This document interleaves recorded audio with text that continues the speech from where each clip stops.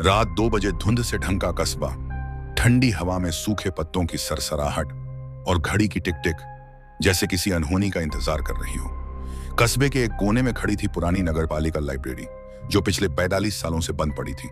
रात के 2 बज रहे थे। लालटेन जैसी पीली स्ट्रीट लाइट्स की रोशनी में आरव, एक रिसर्च स्कॉलर, लाइब्रेरी की जंग लगी सीढ़ियों पर चढ़ रहा था।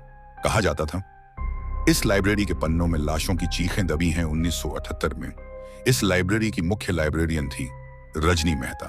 पढ़ाई में कड़क, नियमों में सख्त, लेकिन असल में वो एक ओकल्टिस्ट थी जो प्राचीन ग्रंथों से काली विद्या सीख रही थी। उसने लाइब्रेरी के नीचे छुपा रखा था एक गुप्त तहखाना, जहां वो मृत पाठकों की आत्माओं को कैद करती थी।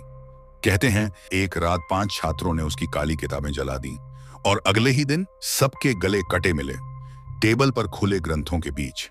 रजनी ने खुद को तीसरी मंजिल से फांसी लगा ली और तब से लाइब्रेरी में हर रात किसी के पढ़ने की आवाज आती है, लेकिन कोई दिखाई नहीं देता। आरव ने दरवाजा खोला। सीलन, धूल और पुराने कागजों की गंध जैसे मौत की खुशबू थी।